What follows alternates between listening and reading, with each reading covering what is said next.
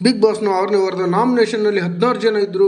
ಅದರಲ್ಲಿ 6 ಜನರಿಗೆ ಇಮ್ಯುನಿಟಿ ಸಿಕ್ಕು ಅವರು ನಾಮಿನೇಷನ್ ಪ್ರಕ್ರಿಯೆಯಿಂದ ಬಚಾವಾಗಿದ್ದಾರೆ. ಅವರು 6 ಜನ ಈಗ ಬಿಗ್ ಬಾಸ್ ಮನೆಯಲ್ಲಿ ಕ್ಯಾಪ್ಟನ್ಶಿಪ್ಗಾಗಿ ಪೈಪೋಟಿ ನಡೆಸಿದ್ದಾರೆ. ಅದರಲ್ಲಿ 6 ಜನರು ಜಿದ್ದಾಜಿದ್ದಿಯಾಗಿ ತಮ್ಮ ಮುಂದೆ ಬಂದಿರುವಂಥ ಪ್ರೇಕ್ಷಕರ ಮುಂದೆ ತಮ್ಮ ಸಮಸ್ಯೆಗಳನ್ನು ಹೇಳಿಕೊಂಡು ತಮಗೆ ವೋಟ್ ಹಾಕುವಂತೆ ಬೇಡಿಕೊಂಡು ಇದರಲ್ಲಿ ಬಿಗ್ ಬಾಸ್ ಮನೆಯಲ್ಲಿ ಬಂದಿರುವಂಥ ವೀಕ್ಷಕರು ಯಾರಿಗೆ ಜಾಸ್ತಿ ಮತಗಳನ್ನು ಬ್ಯಾಲೆಟ್ ಪೇಪರ್ ಮುಖಾಂತರ ವೋಟ್ ಬಾಕ್ಸ್ನಲ್ಲಿ ಹಾಕ್ತಾರೋ ಅವರು ಈ ವಾರದ ಕ್ಯಾಪ್ಟನ್ ಆಗಿ ಆಯ್ಕೆ ಆಗಲಿದ್ದಾರೆ.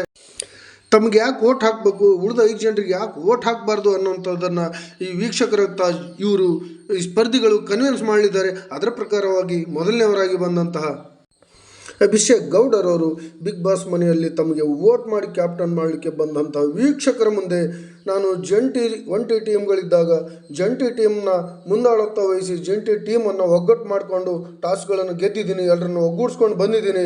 ನಾನು ಸುಮ್ಮನೆ ಜಗಳ ಆಡಲ್ಲ, ಅವಶ್ಯಕತೆ ಬಿದ್ದಾಗ ಮಾತ್ರ ನಾನು ಜಗಳ ಮಾಡ್ತೀನಿ, ಅವಶ್ಯಕತೆ ಇದ್ದಾಗ ನಾನು ಟಕ್ಕರ್ ಕೊಡ್ತೀನಿ, ಟಾಂಗ್ ಕೊಡ್ತೀನಿ, ನಾನು ನನ್ನ ಕೆಪಾಸಿಟಿಗೆ ತಕ್ಕಂಗೆ ಸ್ಟ್ಯಾಂಡ್ ತಗೊಳ್ತೀನಿ. ಅದಕ್ಕೋಸ್ಕರ ನನಗೆ ಕ್ಯಾಪ್ಟನ್ ಮಾಡಿ ನಾನು ಮುಂದೆ ಏನಂತ ತೋರಿಸೋದಕ್ಕೆ ಸಹಾಯ ಮಾಡಿ ಅಂತ ಈ ವೀಕ್ಷಕರ ಮುಂದೆ ಕೇಳ್ಕೊಳ್ತಾರೆ. ಆವಾಗ ಎಲ್ಲರೂ ಅಭಿಷೇಕ್ ಅಂತ ವೀಕ್ಷಕರು ಚಪ್ಪಾಳೆ ತಟ್ಟಿ ಹುರಿದುಂಬಿಸ್ತಾರೆ ಅಂತಲೇ ಹೇಳ್ಬೋದು. ತದನಂತರದಲ್ಲಿ ಬಂದಂಥವರು ರಿಷಿಗೌಡ ಎನ್ನುವಂಥ ಕೇವಲ 0% ಮತಗಳನ್ನು ನಾಮಿನೇಷನ್ನಲ್ಲಿ ಪಡೆದಿದ್ದರೂ ಕೂಡ ಒಂದು ಒಳ್ಳೆಯ ಅವಕಾಶ ಇಮ್ಯುನಿಟಿ ಪಡೆದುಕೊಂಡು ಇವತ್ತು ಕ್ಯಾಪ್ಟನ್ಸಿ ಓಟದಲ್ಲಿ ಬಂದು ನಾಮಿನೇಷನ್ ಪ್ರಕ್ರಿಯೆಯಿಂದ ತಪ್ಪಿಸ್ಕೊಂಡಿರುವಂಥ ರಿಷಿಗೌಡರಿಗೆ ಒಂದು ಒಳ್ಳೆಯ ಅಪಾರ್ಚುನಿಟಿಯನ್ನು ಕಿಚ್ಚ ಸುದೀಪ್ ಅವರು ಕೊಟ್ಟಿದ್ದಾರೆ. ಯಾಕಂದರೆ ಅವರು ಈ ವಾರ ನಾಮಿನೇಷನ್ ಪ್ರಕ್ರಿಯೆಯಲ್ಲಿ ಮನೆಗೆ ಖಂಡಿತವಾಗಿ ಹೊರಗೆ ಹೋಗ್ಬಿಟ್ಟು ಎಲಿಮಿನೇಟ್ ಆಗಿಬಿಡ್ತಾಯಿದ್ರು.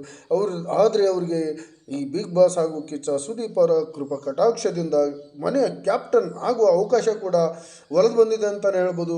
ಯಾವುದೇ ರೀತಿ ತಪ್ಪಾಗಿದ್ದರೆ ಕ್ಷಮಿಸಿ, ಕ್ಯಾಪ್ಟನ್ ಆಗಿ ನನ್ನ ಕೆಲಸ ಮಾಡೋದಕ್ಕೆ ನನಗೆ ಒಂದು ಅವಕಾಶ ಕೊಡಿ ಅಂತೇಳಿ ವೀಕ್ಷಕರ ತಾಯಿ ಅಮ್ಮ ಕೇಳ್ಕೊಳ್ತಾಳೆ.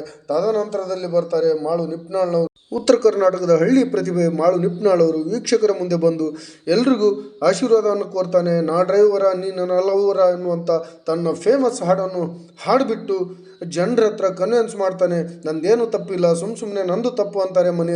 ಮನೆಯಲ್ಲಿರುವಂಥವ್ರು ಯಾಕೆ ಜಗಳ ಮಾಡ್ತಾರೆ ಅಂತ ಅವರಿಗೆ ಗೊತ್ತಿಲ್ಲ, ಜಗಳ ತಕ್ಕಂತೆ ಅವರಿಗೆ ಸ್ಟ್ಯಾಂಡ್ ತಗೊಳ್ಳೋದು ಗೊತ್ತಿಲ್ಲ. ಅಂಥವರು ನನಗೆ ಮಾತಾಡಲ್ಲ, ಆ್ಯಕ್ಟಿವಿಟೀಸ್ನಲ್ಲಿ ಆ್ಯಕ್ಟಿವ್ ಆಗಿಲ್ಲ, ಈ ವ್ಯಕ್ತಿಗೆ ಬಿಗ್ ಬಾಸ್ ಅಂದ್ರೇ ಗೊತ್ತಿಲ್ಲ ಅನ್ನುವಂಥ ಮಾತನ್ನು ನನ್ನ ಬಗ್ಗೆ ಹೇಳ್ತಾರೆ. ಆದರೆ ನಾನು ಏನಂತ ನನ್ನ ಕೆಪಾಸಿಟಿ ಏನಂತ ತೋರ್ತೀನಿ, ಹಳ್ಳಿ ಹುಡುಗನ ಗತ್ತು ಗಮ್ಮತ್ತು ತಾಕತ್ತು ಏನಂತ ತೋರ್ತೀನಿ, ನನ್ನನ್ನು ವೋಟ್ ಹಾಕಿ ಗೆಲ್ಲಿಸಿ, ನನ್ನ ಉತ್ತರ ಕರ್ನಾಟಕದ ಜನ ನನ್ನ ಬೆಂಬಲಿಸಿ, ಹೊಡಿರಿ ಶಾಣಿಯಾನ ಮಜ್ಜಿಗೆ ಅನ್ನುವಂಥ ಒಂದು ಘೋಷವಾಕ್ಯವನ್ನು ಈ ಮಾಳು ನಿಪ್ನಾಳ್ನವರು ಬಿಗ್ ಬಾಸ್ ಮನೆಯಲ್ಲಿ ಬಂದಂತಹ ವೀಕ್ಷಕರ ಮುಂದೆ ತನ್ನ ಅಳಲನ್ನು ತೋಡ್ಕೊಂಡು ನನಗೂ ಒಂದು ಅವಕಾಶ ಕೊಡಿ ಅನ್ನುವಂಥ ಒಂದು ರಿಕ್ವೆಸ್ಟನ್ನು ಮಾಡ್ಕೊಳ್ತಾನೆ. ನಾನು ಸ್ಟ್ಯಾಂಡ್ ತಗೊಳ್ಳೋಕ್ಕೆ ಬರಲ್ಲ ಅಂತ ಹೇಳ್ತಾರೆ. ಸ್ಟ್ಯಾಂಡ್ ಆಲ್ರೆಡಿ ನಾನು ತಗೊಂಡಿದ್ದೀನಿ, ನಾನು ಸುಮ್ಮನೆ ಮಾತಾಡಲ್ಲ, ಅದಕ್ಕೆ ನನಗೊಂದು ಕ್ಯಾಪ್ಟನ್ಶಿಪ್ನ ಅವಕಾಶವನ್ನು ಮಾಡಿಕೊಟ್ಟು ನನ್ನ ಕೆಪಾಸಿಟಿ ಏನಂತ ತೋರಿಸ್ತೀನಿ ಅನ್ನುವಂಥ ಒಂದು ಆಶೀರ್ವಾದವನ್ನು ವೀಕ್ಷಕರ ಬಿಡ್ತಾನೆ. ತದನಂತರದಲ್ಲಿ ಮ್ಯೂಟೆಂಟ್ ರಘು ಅವರು ಬರ್ತಾರೆ. ನಾನು ಚಿಕ್ಕ ವಯಸ್ಸಿನಲ್ಲೇ ನನಗೆ ಲೈಫಲ್ಲಿ ಹೆಸರು ಮಾಡೋ ಹಠ ಇತ್ತು. ಆಗಲೇ ನಾನು 2 ದಾರಿಯಲ್ಲಿ ಆಯ್ಕೆ ಮಾಡಿಕೊಂಡೆ. ಅದರಲ್ಲಿ ಒಂದೇ ದಾರಿ ಸ್ಪೋರ್ಟ್ಸಲ್ಲಿ ನಾನು 27 ವರ್ಷದಲ್ಲಿ ಬಂದೆ. 17 ಜನರಿಗೆ ಜಿಮ್ ಟ್ರೈನ್ ಮಾಡಿದ್ದೀನಿ. ನ್ಯಾಷನಲ್ ಇಂಟರ್ನ್ಯಾಷನಲ್ ಚಾಂಪಿಯನ್ ಕೂಡ ನಾನು ಬಾಡಿ ಬಿಲ್ಡಿಂಗ್ನಲ್ಲಿ ಆಗಿದ್ದೀನಿ. ನಂತರ 15 ವರ್ಷ MNC ಕಾರ್ಪೊರೇಟ್ ಕಂಪ್ನಿಯಲ್ಲಿ ಕೆಲಸ ಮಾಡಿದ್ದೀನಿ. ಅದರಲ್ಲಿ ಬೆಸ್ಟ್ ಲೀಡರ್ ಅನ್ನುವಂಥ ಅವಾರ್ಡ್ ಕೂಡ ಪಡೆದುಕೊಂಡಿದ್ದೀನಿ. ಬಿಗ್ ಬಾಸ್ನಲ್ಲಿ ಎಂಟ್ರಿ ಕೊಟ್ಟ ತಕ್ಷಣ ಫಸ್ಟ್ ಕ್ಯಾಪ್ಟನ್ ಆಗಿದ್ದು ನಾನೇ. ಈ ಕಾಲೇಜ್ ಅನ್ನುವಂಥ ಒಂದು ಆ್ಯಕ್ಟಿವಿಟಿಯಲ್ಲಿ ಪ್ರಿನ್ಸಿಪಾಲ್ ಕೂಡ ಆಗಿ ನಾನು ಬೆಸ್ಟ್ ಹ್ಯಾಂಡಲನ್ನು ಮಾಡಿ ಕಿಚ್ಚನ ಚಪ್ಪಾಳೆಯನ್ನು ಕೂಡ ಪಡೆದುಕೊಂಡಿದ್ದೀನಿ. ಹಾಗಾಗಿ ನನ್ನನ್ನು ಕ್ಯಾಪ್ಟನ್ಶಿಪ್ಗೆ ಆಯ್ಕೆ ಮಾಡಿ ಅನ್ನುವಂಥದ್ದನ್ನು ರಿಕ್ವೆಸ್ಟ್ ಮಾಡ್ಕೊಳ್ತಾನೆ ಬಿಗ್ ಬಾಸ್ನಲ್ಲಿ ಬಂದಿರುವಂಥ ವೀಕ್ಷಕರ ಹತ್ರ. ಕಾವು ಅನ್ನೋಂಥ ಹರ್ಷೋದ್ಗಾರದ ನಡುವೆ ಬಂದಂಥವರು ಕಾವ್ಯ, ಬಿಗ್ ಬಾಸ್ನ ಲವ್ಲಿ ಪೇರ್, ಗಿಲ್ಲಿ ನಟನ ಲವ್ಲಿ ಪೇರ್ ಕಾವ್ಯ ಅವರು ವೀಕ್ಷಕರ ಹತ್ರ ಬಂದು ವೋಟ್ಗಳನ್ನು ಕೇಳ್ತಾರೆ. ನಾನು ಒಂಟಿ ಜಂಟಿ ಕಾನ್ಸೆಪ್ಟ್ನಲ್ಲಿ ನನಗೆ ಗಿಲ್ಲಿ ನಟ ಜೊತೆ ಆದರೂ ನಾನು ಅವನ ಜೊತೆ ನಾನು ಏನಂತ ನನ್ನ ಪ್ರತ್ಯೇಕ ವ್ಯಕ್ತಿತ್ವವನ್ನು ಕೂಡ ತೋರಿಸಿದ್ದೀನಿ. ಎಂಟರ್ಟೈನ್ಮೆಂಟ್ ಅಂತ ಬಂದಾಗ ನಾನು ಚೆನ್ನಾಗಿ ಆಟ ಆಡಿದ್ದೀನಿ. ನಾನು ಗಿಲ್ಲಿಯಿಂದ ಮಾತ್ರ ಬಂದಿದ್ದೀನಿ ಅಂತ ಎಲ್ಲರೂ ಹೇಳ್ತಾರೆ. ಆದರೆ ನನ್ನತನ ನನಗೆ ಗೊತ್ತಿದೆ, ನನ್ನ ಆಟ ನನಗೆ ಗೊತ್ತಿದೆ, ನನ್ನ ಟ್ಯಾಲೆಂಟ್ ಏನಂತ ನಿಮಗೆ ಆಲ್ರೆಡಿ ಗೊತ್ತಾಗಿದೆ ಅನ್ನುವಂಥ ಮಾತನ್ನು ಹೇಳ್ತಾರೆ. 6ನೇ ಸ್ಪರ್ಧಿಯಾಗಿ ಜನರ ಹತ್ರ ಬಂದು ವೋಟ್ ಕೇಳಿದಂಥವಳು ಜಾನ್ವಿ. ಮೊದಲೆಲ್ಲ ಚೆನ್ನಾಗಿ ಆಡಿ ಒಳ್ಳೊಳ್ಳೆ ಟಾಸ್ಕ್ಗಳನ್ನು ಕೊಟ್ಟು ಈ ಕಾವ್ಯನಂಥ ಹುಡುಗಿಗೆ ಪಟ್ಟು ಹಿಡಿದ್ರೆ ಬಿಡಿಸ್ಕೊಳ್ಳಾದಂತಹ ಒಂದು ಟಾಸ್ಕನ್ನು ಕೂಡ ಮಾಡಿದ್ದಾರೆ. ಹಾಗಾಗಿ ಇವಳು ಕೂಡ ಈ ಕ್ಯಾಪ್ಟನ್ಸಿ ಓಟದಲ್ಲಿದ್ದು ಅರ್ಹಳು ಕೂಡ ಇದ್ದಾಳೆ.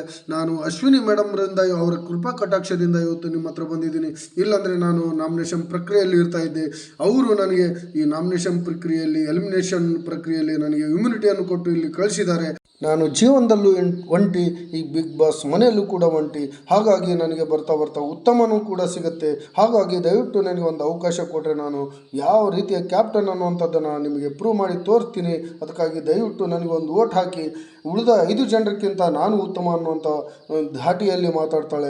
ಉಳಿದ ಎಲ್ಲ ಜನರು ಕೂಡ ಇದೇ ರೀತಿಯಲ್ಲಿ ಉಳಿದ 5 ಜನರಿಗಿಂತ ನಾನೇ ಉತ್ತಮ ಇದ್ದೀನಿ, ಅದಕ್ಕೋಸ್ಕರ ನನಗೆ ಓಟ್ ಹಾಕಿ ನನ್ನನ್ನು ಕ್ಯಾಪ್ಟನ್ ಮಾಡಿ ಅನ್ನುವಂಥ ರೀತಿಯಲ್ಲಿ ಎಲ್ಲರೂ ಮಾತಾಡಿರ್ತಾರೆ. ಆದರೆ ಅದರಲ್ಲಿ ನಿಜವಾಗ್ಲೂ ಕ್ಯಾಪ್ಟನ್ಶಿಪ್ ಯಾರಿಗೆ ಸಿಗಬೇಕು ಅನ್ನುವಂಥದ್ದನ್ನು ನೀವೇ ನಿರ್ಧಾರ ಮಾಡಿ. ನನ್ನ ನಿರ್ಧಾರ ಯಾವ ರೀತಿ ಅಂದರೆ ಯಾರ್ಯಾರು ಅರ್ಹರು ಅನ್ನುವಂಥದ್ದನ್ನು ಕೂಡ ನಿಮಗೆ ಈಗ ತಿಳಿಸ್ತೀನಿ ನೋಡಿ. ಧನುಷ್ನಿಂದ ಅವರ ಮನೆಯ ಪತ್ರವನ್ನು ಪಡೆದಂಥ ಅಭಿಷೇಕ್ ಇದಕ್ಕೆ ಅರ್ಹರಲ್ಲ. ಕೇವಲ 0% ಮತಗಳಿದ್ದರೂ ಕೂಡ ಕಿಚ್ಚ ಸುದೀಪ್ ಅವರ ಕೃಪಾ ಕಟಾಕ್ಷದಿಂದ ಬಂದಂಥವರು ರಿಷಿಗೌಡ, ಇವರು ಕೂಡ ಇದಕ್ಕೆ ಅರ್ಹರಲ್ಲ. ಜಾನ್ವಿ ಅಂತೂ ಮೊದಲೇ ಅರ್ಹರಂತೂ ಅಲ್ಲವೇ ಅಲ್ಲ. ಇದರಲ್ಲಿ ಉಳಿದಿರೋಂಥವರು ಕಾವ್ಯ, ಮೂಟೆಂಟ್, ರಘು ಹಾಗೂ ಮಾಳು ನಿಪ್ನಾಳ್ರವರು. ಈ ಮೂವರಲ್ಲೂ ಒಬ್ಬರು ಇದಕ್ಕೆ ಅರ್ಹರು ಅಂತ ಅನಿಸುತ್ತೆ. ಅದರಲ್ಲಿ ನಮಗೆ ಮುಖ್ಯವಾಗಿ ಉತ್ತರ ಕರ್ನಾಟಕದ ಪ್ರತಿಭೆ ಮಾಳು ನಿಪ್ನಾಳ್ ಅವರು ಹಾಡನ್ನು ಹಾಡ್ತಾರೆ, ಏನು ಕಾಮಿಡಿಯನ್ನು ಕೂಡ ಮಾಡ್ತಾರೆ, ಟೈಮಿಗೆ ತಕ್ಕಂಗೆ ಸ್ಟ್ಯಾಂಡ್ ತೊಗೊಳ್ತಾರೆ, ಆಟಕ್ಕೆ ತಕ್ಕಂಗೆ ಗಂಭೀರತೆಯಿಂದ ಇರ್ತಾರೆ, ಸೈಲೆಂಟಾಗೂ ಕೂಡ ಇರ್ತಾರೆ. ಅವಶ್ಯಕತೆ ಬಿದ್ದಲ್ಲಿ ಮಾತ್ರ ಮಾತಾಡ್ತಾರೆ, ತಮಗೆ ಅವಶ್ಯಕತೆ ಬಿದ್ದರೆ ಸ್ಟ್ಯಾಂಡನ್ನು ಕೂಡ ತಗೊಳ್ತಾರೆ. ಹಾಗಾಗಿ ಮಾಳು ನಿಪ್ನಾಳ್ ಅವರು ಉತ್ತರ ಕರ್ನಾಟಕದ ಪ್ರತಿಭೆ, ಅವರು ಇದಕ್ಕೆ ತುಂಬ ಅರ್ಹರು ಅಂತ ನನ್ನ ಅಭಿಪ್ರಾಯ ಇದೆ. ಅವ್ರನ್ನ ಬಿಟ್ಟರೆ ಕಾವ್ಯ ಶೈವರ್ ಅವರು ಇದಕ್ಕೆ ಅರ್ಹರು. ಇವರಿಬ್ಬರನ್ನ ಬಿಟ್ಟೆ ಮ್ಯೂಟೆಂಟ್ ರಘು ಅವರು ಕೇವಲ ಬಾಡಿ ಬಿಲ್ಡರು, ಜಿಮ್ ಬಿಲ್ಡರು.